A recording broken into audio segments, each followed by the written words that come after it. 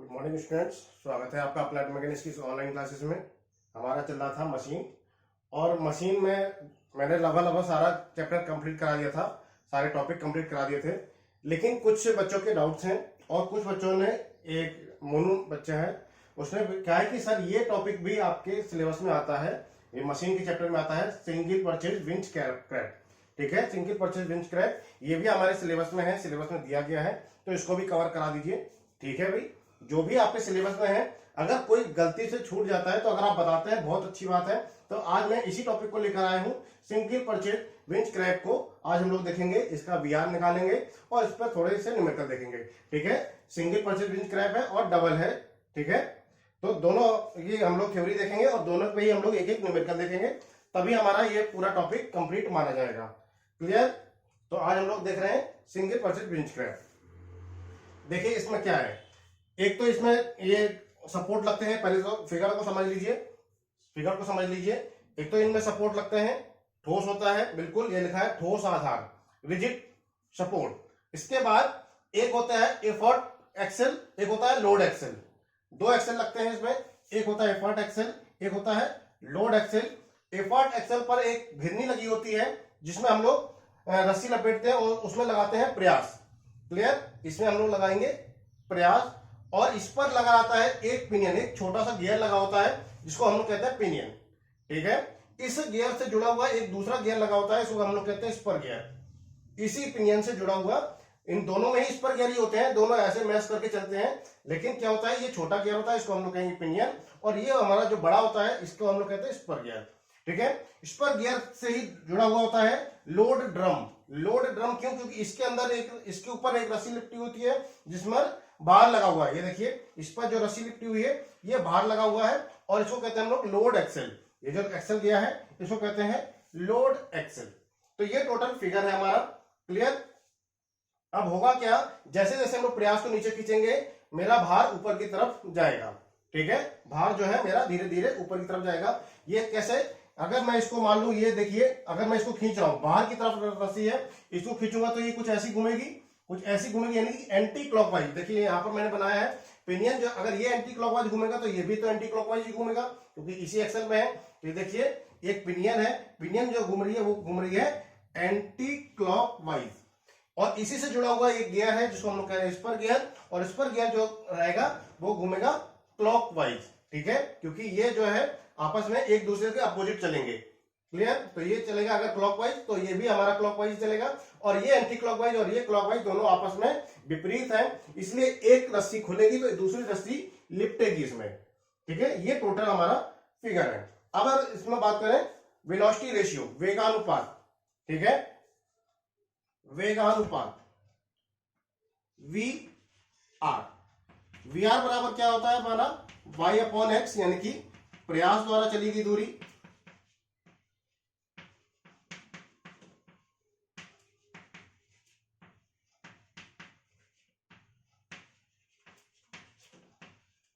बटे में क्या आता है, भार द्वारा चली गई दूरी।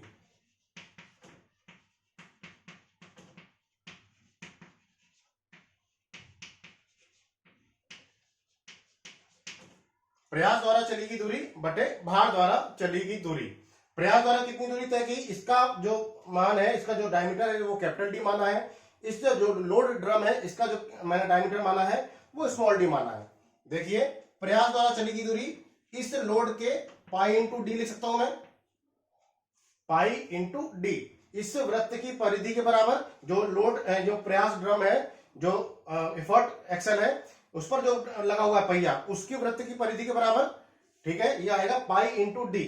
लेकिन यहां पर कंफ्यूजन, यहां पर भार द्वारा कितनी दूरी तय की, भार ने कितनी दूरी तय की, तो उतनी ही दूरी तय करेगी जितना ये चलेगा, गियर चलेगा भाई, जितना ये गियर चलेगा उतना ही तो ये दूरी तय करेगी, और ये गियर डिपेंड करता है इस पिनियन पर।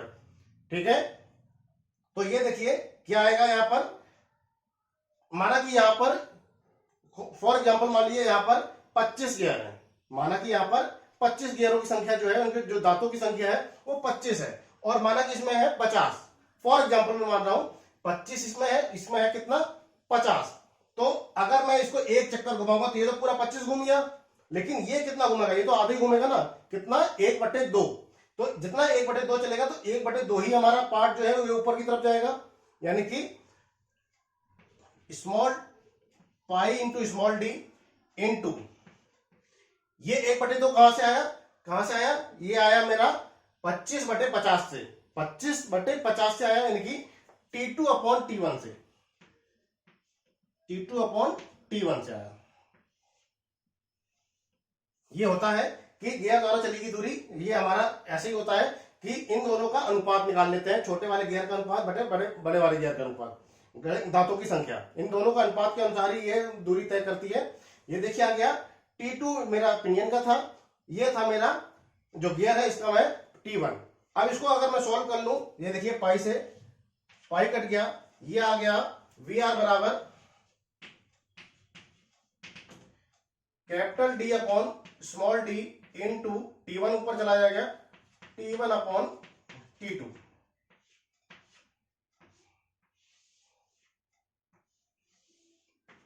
यहां पर ध्यान ये रखना है, किसी किसी किताब में यहां पर T1 दे दिया, किसी किसी किताब में यहां पर T1 दे दिया, तो आपको कंफ्यूज नहीं होना है कि आपको देखना है कि यहां पर अगर फॉर्मूले से अगर देख रहे हैं तो जो बड़ा वाला गियर है डिवाइड बाई छोटे वाले गियर की दांतों की संख्या, बड़े वाले गियर के दांतों की संख्या और डिवाइड बाई होगी छोटे वाले दांतों गियर के दांतों की संख्या। ये आ गया VR बराबर capital D upon small d into T1 upon T2। इसको नोट कर लीजिए।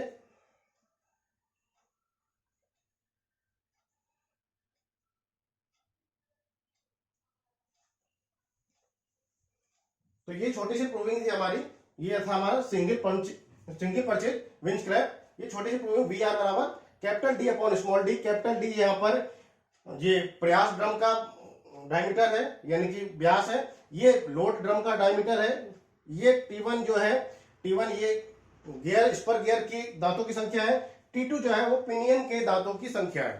ठीक है, यह है मेरा पिनियन, इसके दांतों की संख्या है। क्लियर। इसके बाद लिख लीजिए कि यदि दस्ता 100% हो तो MA इक्वल टू VR बराबर इतना ही होगा। ठीक है, capital D upon small d into T1 upon T2। मुझे VR ही याद करना होता है हमेशा, तो VR का मान हम लोगों ने यहां पर निकाल लिया। MA भी निकाल सकते हैं लेकिन उसकी अभी जरूरत नहीं है।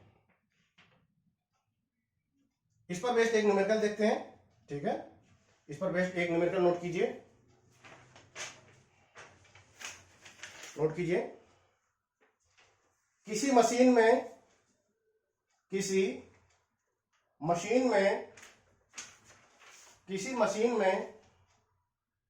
प्रयास पहिए का व्यास, किसी मशीन में प्रयास पहिए का व्यास, कभी कभी होता क्या है कि मशीन का नाम नहीं देगा लेकिन आपको जो इंफॉर्मेशन देगा उससे आपको पता लगाना है कि ये कौन सी मशीन है। ठीक है, कभी मशीन का नाम नहीं देगा ये कौन सी मशीन है, लेकिन जो आपको न्यूमेरिकल आएगा, न्यूमेरिकल में जो इन्फॉर्मेशन दी रहेगी उससे आपको पता लगाना है कि ये कौन सी मशीन। जैसे मैंने आपको बताया था single second system of pulley में कि एक पुली ब्लॉक है, सभी पर एक ही रस्सियां जा रही से एक ही रस्सियां सभी पुली ब्लॉक पर जा रही हैं, होकर गुजरती हैं, तो मैंने वहां पर समझ लिया कि वो सेकंड सिस्टम ऑफ पुली है, वैसी में सिंगल एक ही रस्सी जो है सभी गिरनियों से होकर गुजरती है। तो वहां पर कहीं दिया नहीं था कि ये सेकंड सिस्टम ऑफ पुली है, तो यहां पर भी आपको जो मैं बता रहा हूं यहां पर दिया नहीं गया कि सिंगल है या डबल है, आपको इंफॉर्मेशन से यहां पर पता लगाना है।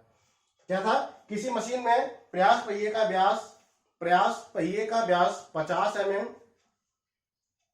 प्रयास पहिए का व्यास 50 mm हो एवं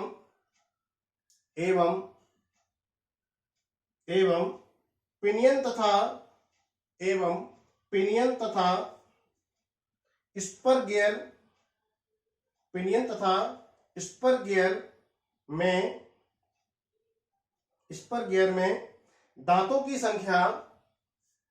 गियर में दांतों की संख्या क्रमशः 50 तथा 100 हो।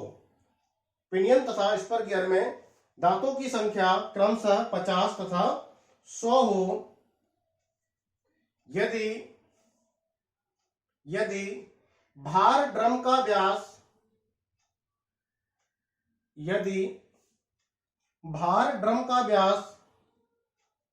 25 mm हो, यदि भार ड्रम का व्यास 25 mm हो तो 80% की दक्षता पर 80% की दक्षता पर 1000 न्यूटन भार उठाने के लिए 80% की दक्षता पर 1000 न्यूटन भार उठाने के लिए कितने प्रयास की आवश्यकता होगी? कितने प्रयास की आवश्यकता होगी,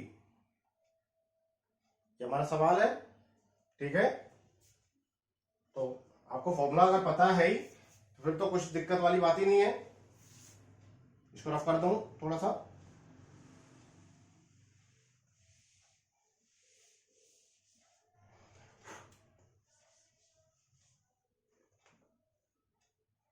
ये क्या होता है, M A equal to eta into V R. ठीक है, एम ए का मान हमेशा W upon P equal to कितने प्रतिशत की दक्षता, 80% की दक्षता पर। वी आर का मान ये रहा मेरा, capital D upon small D into T1 upon T2। ठीक है, capital D upon small D T1 upon T2, ये हो गया मेरा फॉर्मूला। अब सवाल देख लीजिए क्या क्या दिया गया है। सवाल में देख लीजिए क्या क्या दिया गया है कि किसी मशीन में प्रयास ड्रम का व्यास, प्रयास ड्रम ये रहा मेरा कैपिटल डी, कितना दिया है, प्रयास ड्रम का व्यास 50 mm, कैपिटल डी का मान दिया गया है 50 mm। ठीक है, फिर कहा गया है पिनियन तथा गियरों की संख्या। पिनियन यहां क्या T2 माना मैंने, T2 में कितना है 50, T1 में है मेरा 100, T1 में दांतों की संख्या कितनी है 100। फिर कहा है कि भार ड्रम का व्यास 25 mm हो, स्मॉल डी 25 mm, भार ड्रम का व्यास 25 mm हो तो 80% की दक्षता पर, 80% की दक्षता पर कितने प्रयास की आवश्यकता होगी। ये लीजिए, ऐसे कुछ कहा गया है, सबका मान रख दीजिए यहां पर। 1000 न्यूटन भार उठाने के लिए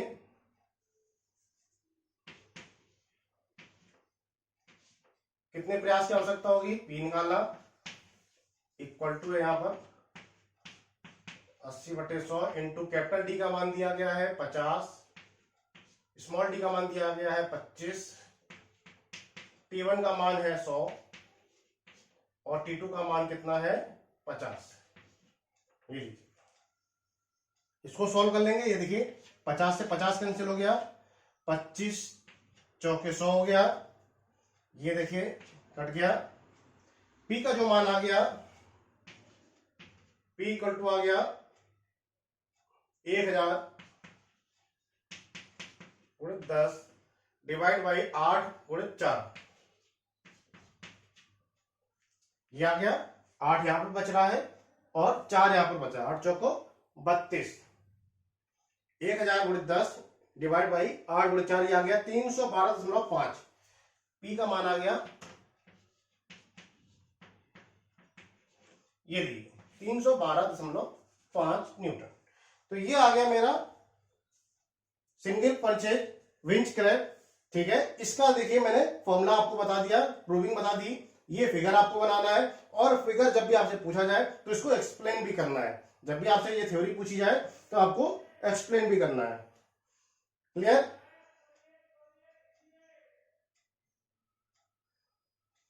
चलिए अब हम लोग देखते हैं डबल के लिए।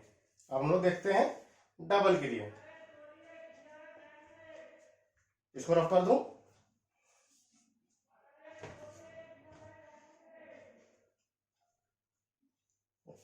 कुछ बच्चों की दिक्कत आई थी कि सर वीडियो क्लियर नहीं आ रहा है या वीडियो की जो क्वालिटी है वो काफी डाउन है।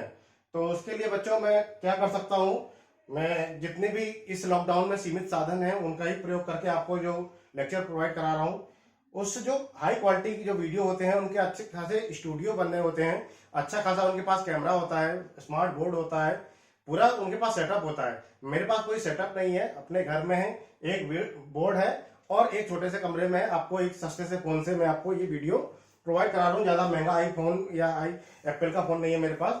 जो भी फोन है, जो भी मेरे पास सीमित साधन है, उन साधनों में ही मैं आपको जितनी कोशिश कर सकता हूँ उतनी मैं आपको वीडियो प्रोवाइड करा रहा हूँ। इसमें क्वालिटी में ज़्यादा बढ़ा नहीं सकता, उसके लिए मेरे पास अभी इतने साधन उपलब्ध नहीं है इस लॉकडाउन में। तो अभी आपको इसी क्वालिटी में, इसी घटिया क्वालिटी में आपको काम चलाना पड़ेगा।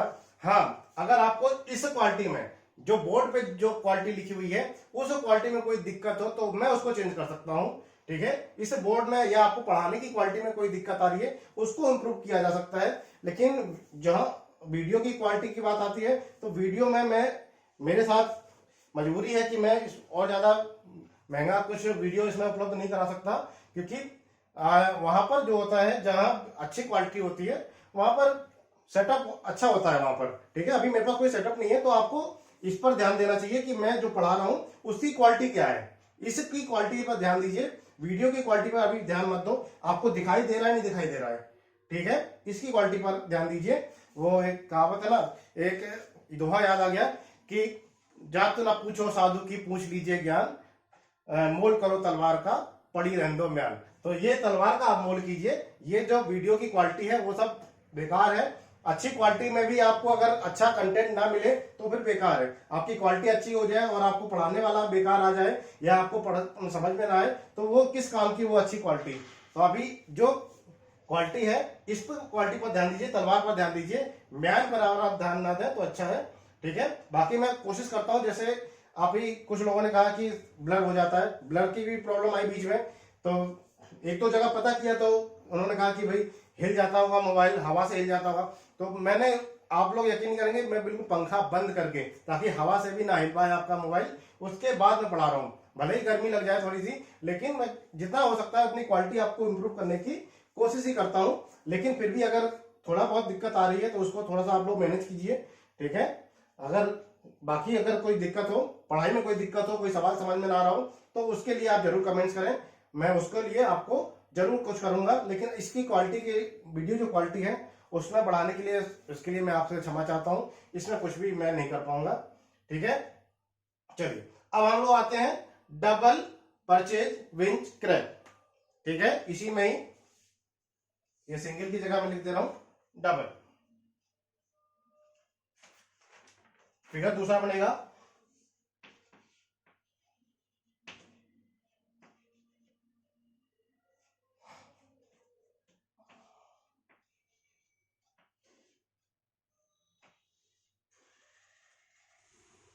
डबल पंचेज विंच कैप में क्या लिखेंगे, यहां पर ये सब रफ हो जाएगा। मैं इसी फिगर में ही आपको थोड़ा सा एडजस्ट करने की कोशिश करता हूं, क्योंकि ये ऊपर का तो पोर्शन बिल्कुल सेम ही रहेगा, ये हट जाएगा।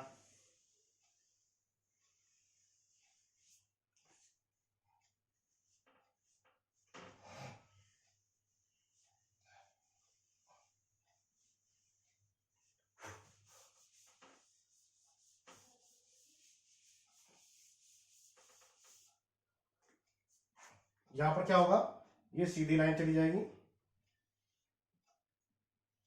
और यहां पर एक और पिनियन ऐड हो जाएगी, एक और पिनियन यहां पर ऐड हो जाएगी।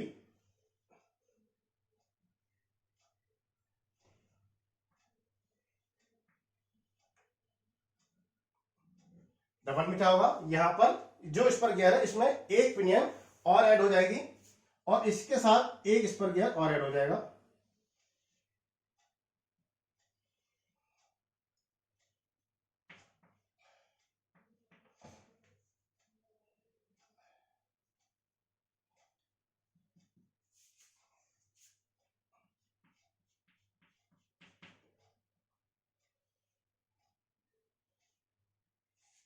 अभी यहां पर थोड़ा सा इसको और नीचे करना था, चलिए इसको थोड़ा सा छोटा कर दे रहा हूं।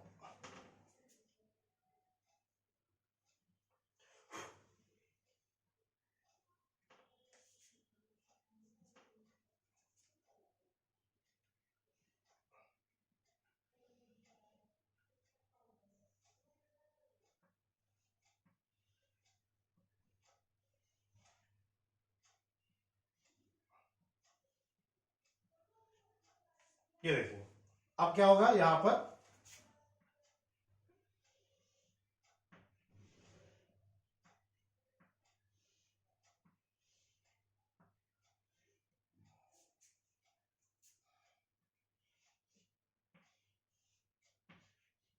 बस ये देखिए ये बन गया मेरा, यहाँ पर ये है मेरा भार ड्रम यहाँ पर है, और ये है मेरा स्पर गियर। आप दूसरा फिगर बना लेना इसको, उसी में ही आप एडिटिंग मत कर देना जैसा मैंने किया है, आप थोड़ा सा दूसरा गियर फिगर बना लेना।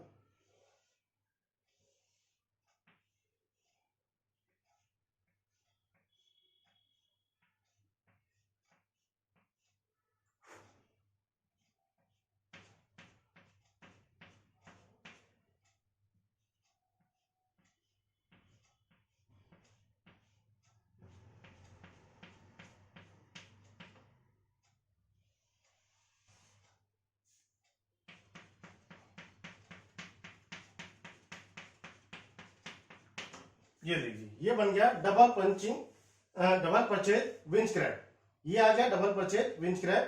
ठीक है, ऐसा होगा, इसमें दो पिनियन लगे होंगे और दो स्पर गियर होंगे। ये माना कि अब यहां पर T1 मैं इसको मानूंगा, ये T1 है, ये T2 है, इसको मैं मानूंगा T3 और इसको मानूंगा T4। ठीक है, इसको मैंने कुछ भी मान सकते हैं, ऊपर भी T1 T2 मान सकते हैं। ठीक है, लेकिन आप एक सा ही मान लीजिए, कोई दिक्कत नहीं है यहां पर। अब यहां पर अगर मैं गियर्स की मैं बात करूं तो ये देखिए, एक सबसे पहले ये वाला पिनियन है। ठीक है, पिनियन ए, इसके साथ एक गियर लगा हुआ है स्पर गियर, ये स्पर गियर लगा हुआ है। इस स्पर गियर वाली ही एक्सल पर एक पिनियन लगा हुआ है, और इस पिनियन से दूसरा स्पर गियर अटैच है।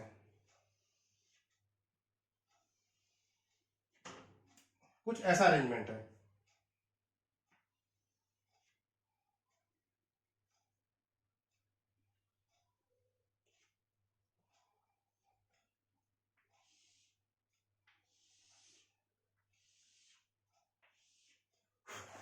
कुछ ऐसा अरेंजमेंट है। ठीक है, ये है मेरा पिनियन ए, इसको मैं अगर ए मान लेता हूं,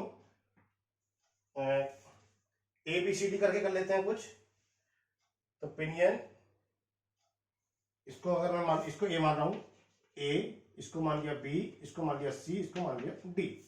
तो ये है मेरा डी, और डी से अटैच है मेरा सी, ये वाला ऊपर वाला है मेरा सी, सी से अटैच है ये मेरा बी, ये मेरा बी है, और बी से अटैच है मेरा ए। अब ये देखिए जरा, वही सेम कॉम्बिनेशन है। ये अगर मेरा कैसा घूम रहा है, कैसा, एंटी क्लॉकवाइज, एंटी क्लॉकवाइज यानी कि घड़ी की दिशा के विपरीत। ये अगर ऐसा घूम रहा है एंटी क्लॉकवाइज, तो ये कैसा घूमेगा भाई, क्लॉकवाइज घूमेगा। और ये क्लॉकवाइज घूमेगा तो ये भी मेरा, ये बीच बी है, ये भी मेरा क्लॉकवाइज ही घूमेगा। और जब ये क्लॉकवाइज घूमेगा तो ये देखिए ये ऐसे है, तो ये जाएगा मेरा ऐसा कुछ एंटी, तो ये भी मेरा एंटी क्लॉकवाइज है, ये मेरा क्लॉकवाइज है, ये दोनों क्लॉकवाइज है, और ये मेरा एंटी क्लॉकवाइज। कुछ ऐसा अरेंजमेंट बनेगा इन गियरों में। रस्सी आपको ऐसे लपेटनी है, ये दोनों ही एंटी क्लॉकवाइज जा रहे हैं, उससे कोई फर्क नहीं पड़ता है। रस्सी आपको ऐसी लपेटनी है कि एक क्लॉकवाइज घूमे तो दूसरा एंटी क्लॉकवाइज घूमे, बस इतना आपको ध्यान रखना है कि रस्सी जो है वो यहां अगर खुली जाए तो यहां पर लिपटनी चाहिए, यहां पर लिपटे तो यहां पर खुलनी चाहिए। ठीक है, जैसे हम लोगों ने देखा था कि साधारण पहिया धुरी में साधारण पहिया धुरी में क्या था, एक ही एक्सेल थी, उसी में पहिया लग रहा था, उसी पे ही मेरा भार लग रहा था। लेकिन रस्सी का अरेंजमेंट हमने ऐसा किया था कि एक रस्सी खोल रही थी, दूसरी लिपट रही थी, दूसरी खोल रही थी, पहली लिपट रही थी। तो ऐसा ही अरेंजमेंट इसमें और इसमें होनी चाहिए। ठीक है, ये भार ड्रम और प्रयास ड्रम में ऐसा अरेंजमेंट हो कि रस्सी इस बार खुले तो इसमें लिपटनी चाहिए, और इसमें लिपटे तो इसमें खुलनी चाहिए। कुछ ऐसा अरेंजमेंट हो। ठीक है, ये हमारा जो है ये भार एक्सेल है, यानी कि लोड एक्सेल है, ये मेरा एफर्ट एक्सेल है। ठीक है, बीच वाला मेरा डिफरेंशियल एक्सेल है, जो बीच में हमारा केवल सपोर्टिंग का काम कर रहा है। फिगर ड्रॉ कर लीजिए।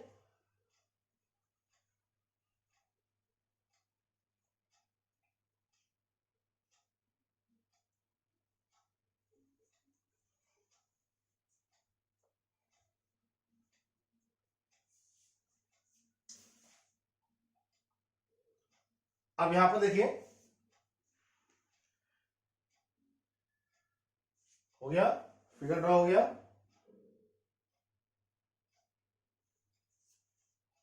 सबसे पहले ये वाला घूमेगा, ठीक है, इसके आधार पर मेरा ये वाला घूमेगा, ठीक है। तो अगर मैं इसका रिवोल्यूशन निकाल, मुझे एक्चुअल में चाहिए क्या, इसका रिवोल्यूशन चाहिए।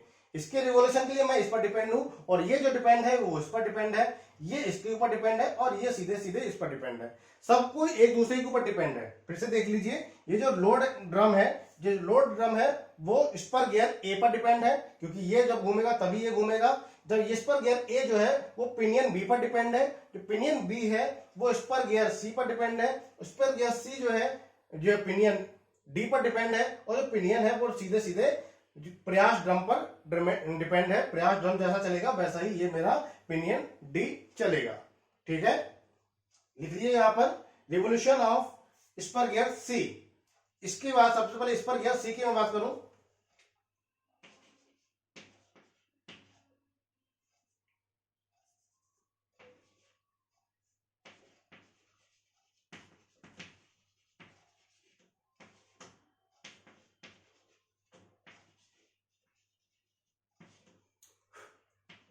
Revolution of spur gear C. तो क्या मैंने बताया था, वहां पर T1 अपॉन T2 आया था, T2 अपॉन T1 आया था, ठीक है। तो यहां पर क्या आएगा, यहां पर T4 अपॉन T3 आएगा। कितना आएगा, T4 divide by T3, T4 divide by T3, ठीक है। अब मैं बात करूं अगर spur gear A, revolution of spur gear A,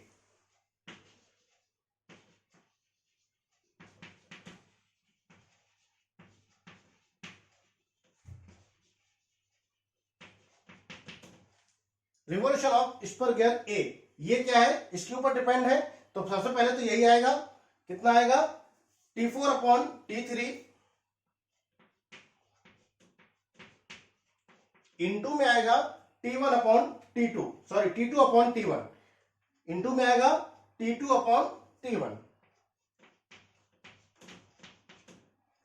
T2 मेरा छोटा वाला गियर है, T1 जो है मेरा बड़ा वाला गियर है। सेम यहां पर छोटा वाला गियर T4 है और बड़ा वाला गियर जो है वो T3 है, ठीक है। अगर मैं बात करूं लोड ड्रम, अब रिवोल्यूशन ऑफ लोड ड्रम की मैं बात करूं, क्योंकि इसका तो पता है पाई इंटू डी है, इसमें तो कुछ है ही नहीं। Revolution of load drum,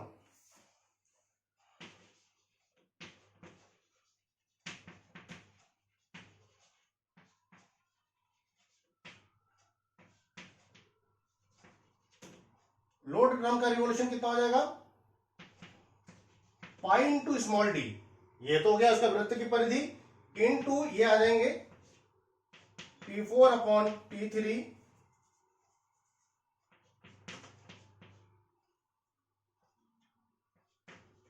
into T2 upon T1। ये आ गया रिवोल्यूशन ऑफ लोड ड्रम का, पाई इंटू डी, ये इसका जो व्यास है वो स्मॉल डी है, pi into small D into spur gear का रिवोल्यूशन, क्योंकि स्पर गियर के रिवोल्यूशन जो ए है, spur gear revolution of spur gear A, तो इसका इंटू आ जाएगा इसका वृत्त की परिधि, तो आएगा पाई इंटू स्मॉल डी, फिर आएगा T4 upon T3 into T2 upon T1।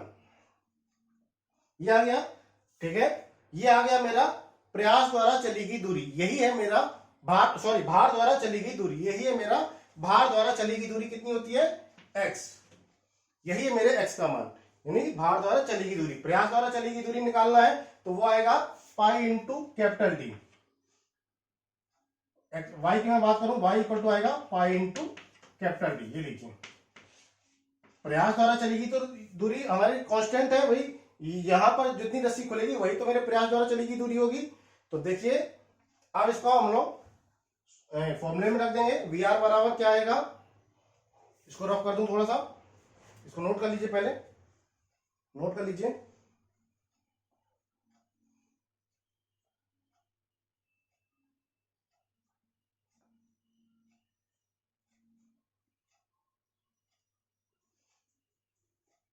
पूरा ये पूरा फिगर आपको नोट करना है।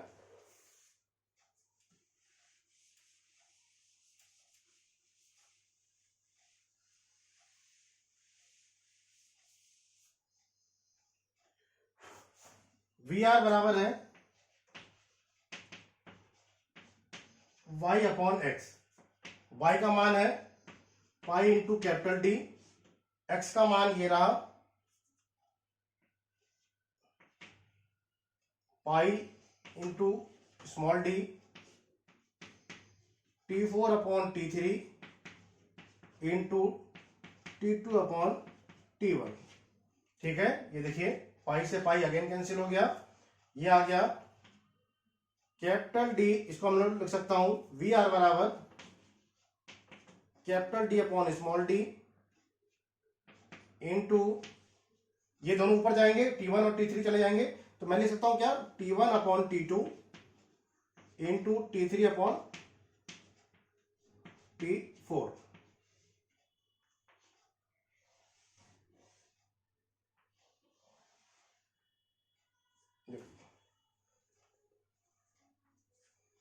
क्या आएगा, ये देखिए पाई से पाई कर दिया, capital D upon small D, यहां पर T3 अपॉन T4 हो जाएगा, इंटू में करेंगे तो T4 अपॉन T3 की जगह हो जाएगा T3 अपॉन T4, यहाँ T2 अपॉन T1 की जगह हो जाएगा T1 अपॉन T2। मैं फिर से बता दूं, किसी किसी किताब में, किसी किसी फॉर्मूले में या किसी किसी नोट्स में आपको यहां पर मिल जाएंगे T1, T2, T3 और T4, उससे बिल्कुल भी घबराने की जरूरत नहीं है। आपने जो माना है उसके आधार पर मैंने ये है, अगर आप यहां पर मान लेंगे T1, T2, T3, T4 तो क्या हो जाएगा, ये सब आपस में एक्सचेंज हो जाएंगे। ठीक है, तो आप ऐसा मत समझना कि ये सब गलत हो गया, इसमें किताब में कुछ और दिया है, सर ने कुछ और लिखवा दिया, अब मेरा गलत हो जाएगा। वो गलत तभी होगा जब आप फिगर में गलती करेंगे। क्लियर, तो ये आ गया मेरा वी आर का फॉर्मूला। ठीक है, अब अगर इस पर न्यूमेरिकल देखा जाए तो मैं वैल्यू बता दे रहा हूं, कुछ ना कुछ अलग अलग वैल्यू। देखिए कितना फायदा होता है, ये हमें समझने की जरूरत है, कितना ज्यादा फायदा होगा। माना कि मैं यहां पर कुछ वैल्यू नोट कर देता हूं डायरेक्ट, T1, T1 क्या है भाई, T1 क्या है यहां पर, ये यहां पर स्पर गियर ए पर दांतों की संख्या, स्पर गियर ए पर दांतों की संख्या माना की है 200, फॉर एग्जांपल 200 है, मैं डायरेक्ट वैल्यू लिख रहा हूं, सवाल लिखने की जरूरत नहीं है। इसके बाद T2, T2 क्या है, पिनियन बी पर दांतों की संख्या, T2 जो है पिनियन बी पर दांतों की संख्या माना की 25, कम है क्योंकि छोटा गियर है, इस पर कम होगी। T3, T3 ये रहा मेरा, माना कि ये इसके ही बराबर है, तो माना कि ये 200, एंड T4 माना कि 25। ये देखिए ये दोनों आपस में बराबर है, ये दोनों आपस में बराबर है, दांतों की संख्या इनकी आपस में बराबर है। T1, T2, T3, T4 माना कि कैपिटल डी, कैपिटल डी मेरा ये रहा, तो कैपिटल डी में माना कि ये रहा 100 mm है, for example 100 mm। Small D भार ड्रम की व्यास, भार ड्रम का व्यास माना कि 50 mm है, 50 mm है। ठीक है, ये दे दिया, ये चारों दे दिए, ये दोनों दे दिए। अब मुझे W और P में से कोई एक मान देना है, या तो मैं W दे दूं कि इतना भार उठाने के लिए कितना प्रयास की आवश्यकता होगी, या मैं प्रयास दे दूं कि 10 या 50 न्यूटन भार उठाने के लिए कितना 10-15 न्यूटन प्रयास से कितना भार उठाया जा सकता है। ठीक है, तो दोनों में से कुछ भी दे देंगे। माना कि फॉर एग्जाम्पल वही ले लेते हैं, 1000 न्यूटन भार उठाने के लिए कितने प्रयास की आवश्यकता होगी, फॉर एग्जाम्पल 1000 न्यूटन भार उठाने के लिए कितने प्रयास की आवश्यकता होगी। दक्षता भी दे देता हूं, माना कि दक्षता है 60%, for example eta equal to 60%। ठीक है, ईटा का मान भी ले लिया मैंने 60%। देखिए क्या आएगा, M A equal to eta into V R. ठीक है, एम ए का मान है W upon P equal to eta का मान 60/100 इंटू वी आर का मान ये रखूंगा मैं capital D upon small D, फिर आएगा T1 upon T2 into T3 upon T4। ऐसा करने पर आपको थोड़ा सा याद करने में आसानी होगी, T1, T2, T3, T4 लिखना है। ठीक है, थोड़ा सा याद करने में भी ये फॉर्मूला आपको आसान लगेगा। चलिए मान रख दीजिए सभी के, W का मान दिया गया है 1000, P मुझे निकालना है, ये आ जाएगा 6/10 इंटू कैपिटल डी का मान दिया गया है 100, स्मॉल डी का मान दिया है 50, T1 का मान है 200, T2 का मान है 25, T3 का मान है फिर अगेन 200, T4 का मान है 25। ये देखिए 25 8 200 होता है, ये 8 हो जाएगा, ये भी 8 हो जाएगा, ये 1/2 हो जाएंगे, 50 दूनी 50 हो जाएगा, ठीक है। ये हो जाएगा 2 पंचे 10 हो जाएगा। इसको पूरा सॉल्व कर लेंगे, फर्स्ट ऑप्शन ऑफ कर दे रहा हूं।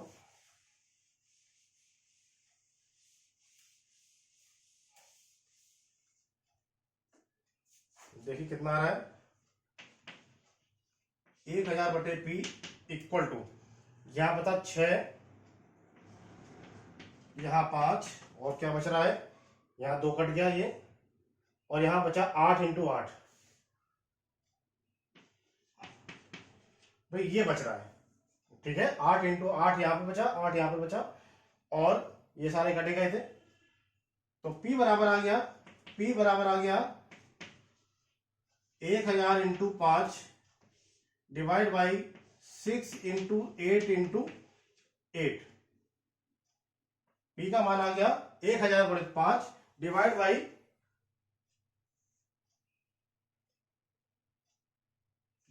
6 × 8 × 8।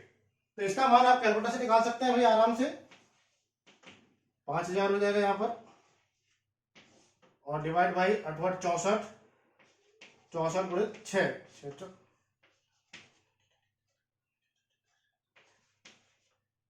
384।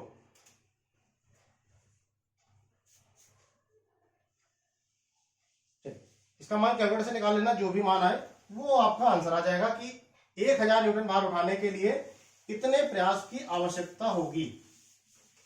इसमें कुछ ज्यादा आपको दिमाग नहीं लगाना है, सीधे सीधे कैलकुलेटर आपके पास होगा, कैलकुलेटर से मान रख लेना कितना, 5000/384, 5000/384, जो भी मान आएगा वही हमारी होगी प्रयास का मान, कि 1000 न्यूटन भार उठाने के लिए। फिर आप यहाँ पर कंपैरिजन भी कर सकते हैं कि 1000 न्यूटन भार उठाने के लिए सिंगल परचेज बेंच क्रैब में आपको इतना न्यूटन की आवश्यकता पड़ी, और डबल परचेज में आपको इतने न्यूटन की आवश्यकता पड़ी, तो कौन सा हमारा ज्यादा यूजफुल है, कौन सा हमारा ज्यादा, किससे ज्यादा वजन उठा सकता है कम से कम प्रयास में, ठीक है।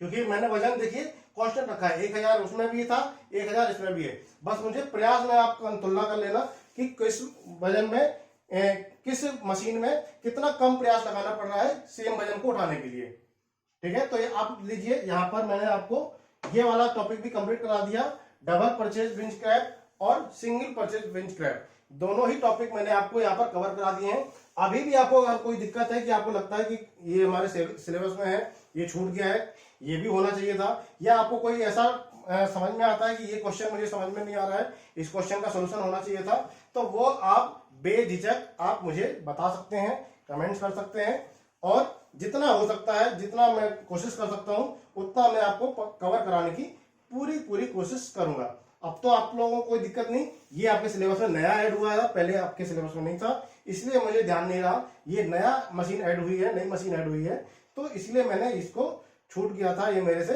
अच्छा हुआ आपने बता दिया, उसके लिए आप बहुत बहुत बधाई के पात्र हैं, क्योंकि आप कम से कम सिलेबस देख तो रहे हैं कि सिलेबस में क्या है क्या नहीं है, ठीक है। बाकी लोग तो सिलेबस ही नहीं देख रहे हैं अभी, तो बस पता नहीं कब पढ़ते हैं कब नहीं पढ़ते हैं, उनका कोई भरोसा ही नहीं है, पता नहीं पढ़ते भी हैं नहीं पढ़ते हैं। तो 2-3 ही ज्यादा बच्चे नहीं है जो रेगुलर ले रहे हैं, लेकिन मुझे पता है कि वो रेगुलर लेंगे, अभी नहीं ले रहे हैं, जब एग्जाम सर पर आ जाएगा तब लेंगे, और तब तक शायद देर हो चुकी होगी, तब तक उनको लगेगा अभी ये 30-35 वीडियो हैं, एक साथ कैसे देखे जाएं, एक दिन में 2 दिन में, तब उनको लगेगा कि अगर पहले पढ़ लिया होता लॉकडाउन में तो अभी तक ये दिक्कत नहीं होती। तो आप थोड़ा थोड़ा पढ़ते जाइए, सिलेबस में आपका पूरा कवर कराऊंगा, एक भी न्यूमेरिकल या एक भी टॉपिक आपका मैंने जितना पढ़ा है उससे बाहर नहीं आएगा, इस बात की तो मैं आपको गारंटी दे सकता हूं। और अगर 1-2 क्वेश्चन आते भी हैं बाहर से, आउट ऑफ सिलेबस आते हैं, या जो मेरे से छूट गए वो आते हैं, तो ऑप्शनल आते हैं भाई, 25 क्वेश्चन आते हैं, 15 5-5 नंबर के आते हैं, 5 क्वेश्चन आते हैं, और 5 खंड आते हैं, 5 में 3-3 क्वेश्चन होते हैं, यानी कि 15 क्वेश्चन आते हैं टोटल। 15 में से आपको केवल 10 ही तो करने हैं, 5 तो वैसे भी ऑप्शन होते हैं, 15 में से आपको 10 करने हैं, 5-5 नंबर के होते हैं, तो 5-10 50 हो गए, 50 नंबर का पेपर आता है। तो 5 जो क्वेश्चन है वो आपको वैसे भी छोड़ के आने हैं, आपको आते होंगे तब भी छोड़ कर आने हैं, तो इसके अलावा अगर कोई भी आता है तो लगभग आपको, अगर इतना भी आपने कर लिया है तो 45 नंबर आपके कहीं नहीं गए। अभी तक एक चैप्टर बच रहा है, उससे भी एक न्यूमेरिकल आता है जो सेंट्रॉइड वाला है, उससे एक न्यूमेरिकल आएगा। तो उसे एक न्यूमेरिकल और उस चैप्टर को पढ़ने के बाद आपका पूरा सिलेबस हो जाएगा और उसमें आपका 100% पूरा का पूरा पेपर इसी से ही फंसेगा, इससे बाहर नहीं आने वाला। ठीक है, आज के लिए इतना ही बहुत है। आप इसकी तैयारी करें, पढ़ते रहिए। ठीक है, और कोई भी दिक्कत हो आप कमेंट्स करके बताइए। Thank you so much.